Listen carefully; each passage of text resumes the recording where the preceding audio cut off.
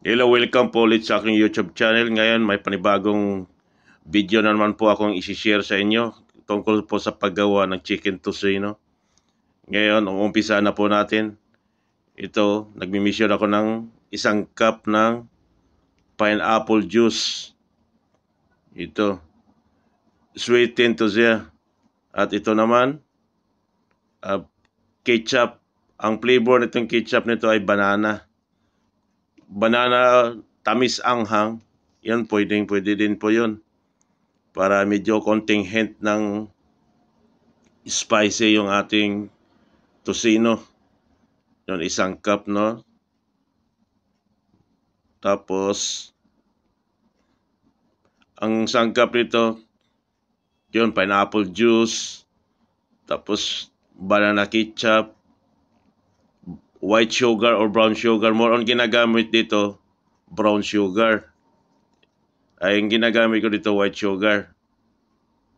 Ito, isang cup din ng white sugar. Ayan, bubuhos natin. Isama-sama lang natin dyan.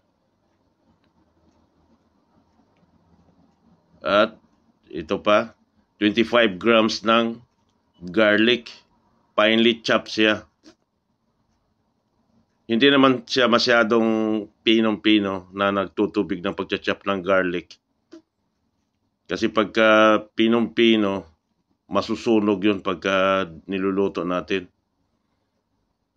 Tapos 1 tablespoon salt. And 1 teaspoon black pepper. Ayan ang aking black pepper. 1 teaspoon siya. Okay. Lalagyan natin siya ng 1 teaspoon. Okay. Or isang kutsarita. Okay. Yep.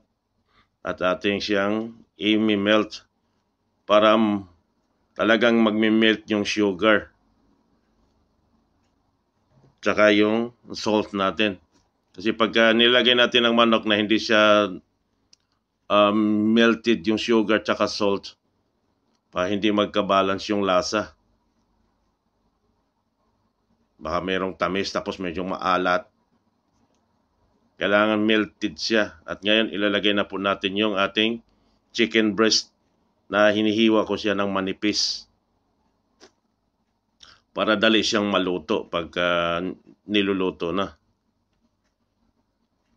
At yun, haluin na natin. Ayun. I-mix po natin siya ng maayos para magandang tingnan po yung ating tocino at napakalinamnam. Ito na po siya ang texture niya. Tingnan mo yung ating tocino, di ba? Maganda siya. Okay? At ito, pwedeng pang almusal, pwedeng pang baon sa mga bata, o kaya pwede ring, kung gusto nyo, gayahin nyo.